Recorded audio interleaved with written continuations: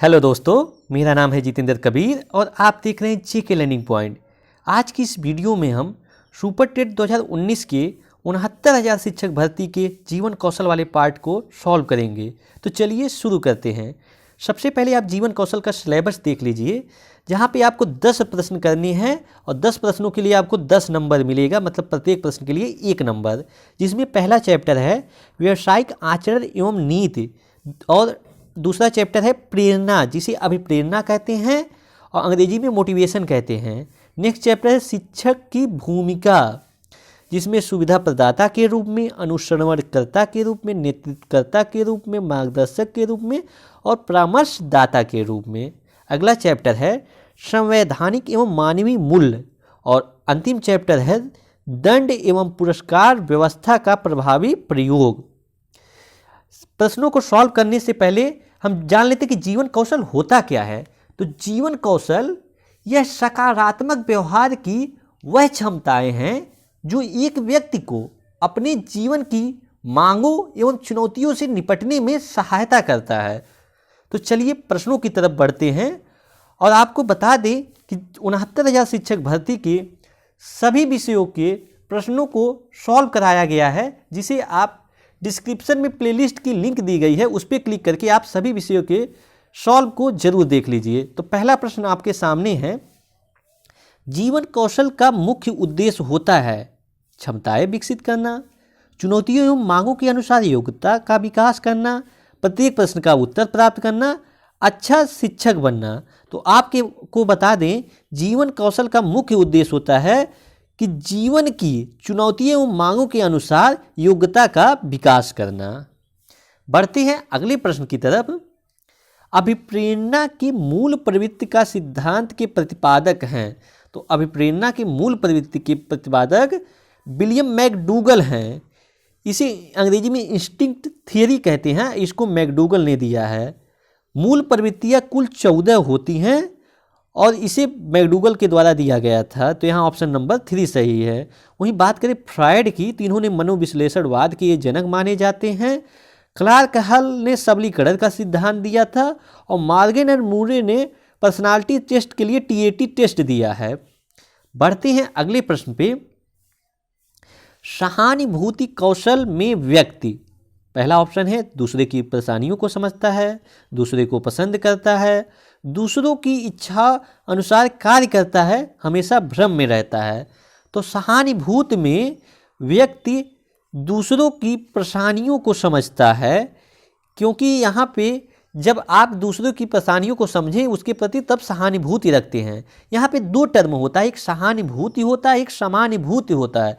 तो सहानुभूति में आप दूसरों की परेशानियों को समझते हैं, लेकिन समानुभूति में आप दूसरे की जगह पे रख कर उसकी समस्याओं को समझते हैं। तो वहाँ जहाँ दूसरे की जगह पे आप रखेंगे अपने को, वहाँ समानुभूति होगा, जिसे इम्पैथी कहते हैं। और जहाँ पे आप दूसरे की सिर्फ परेशानियों को समझेंगे, वहाँ सहानुभूति मतलब सिंपैथी होता है।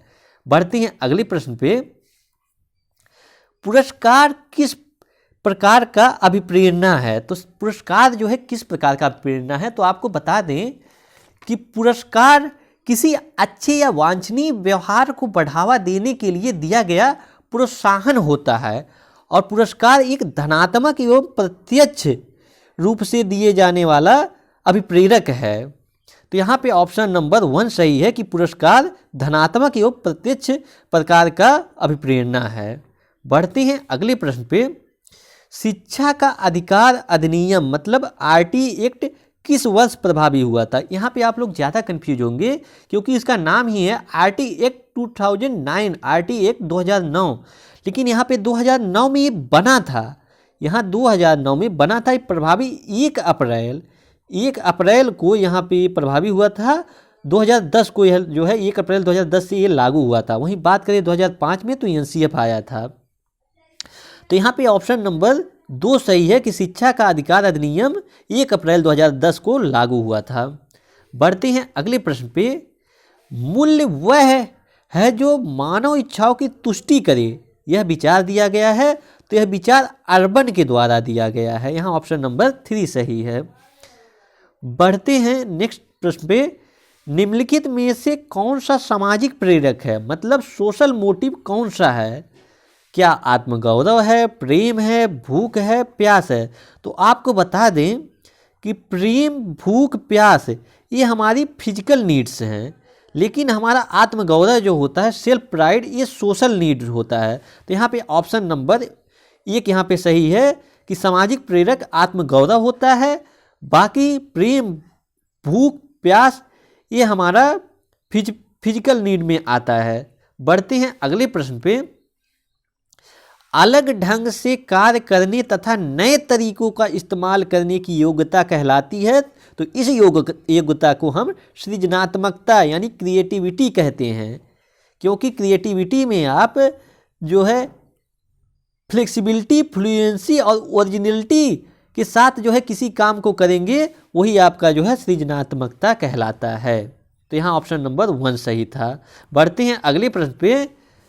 व्यावसायिक निर्देशन का प्रयोग सर्वप्रथम किसने किया था? तो व्यावसायिक निर्देशन का प्रयोग सबसे पहले पार्सल्स के द्वारा किया गया था। ऑप्शन नंबर 2 यहाँ पे सही है। अगला और अंतिम प्रश्न है, एनसीईआरटी ने शैक्षिक संदर्भ में निम्नलिखित मूल्यों में से किसको स्वीकार किया है? तो आपको बता दें कि अभी तक अगर आपने चैनल को सब्सक्राइब नहीं किया है तो प्लीज़ चैनल को सब्सक्राइब कर लीजिए। और बढ़ते हैं प्रश्न की तरफ। तो एनसीईआरटी ने कुल 4 प्रकार के शैक्षिक मूल्य माने हैं, जिसमें श्रम, सफाई एवं सच्चाई, समानता एवं सहयोग, बंधुत्व एवं भाईचारा 4 प्रकार के शैक्षिक मूल्य माने हैं। तो यहाँ पे आपको सफाई एवं सच्चाई भी दिख रहा है, श्रम भी दिख रहा है, समानता एवं सहयोग, मतलब तीनों चीज़ें यहाँ पे दी गई, मतलब यहाँ पे उपयुक्त सभी सही। ऑप्शन नंबर 4 सही है। और चैनल को जरूर सब्सक्राइब कर लीजिए। इस वीडियो को देखने के लिए आपका बहुत बहुत धन्यवाद। भगवान करे आपका दिन शुभ हो।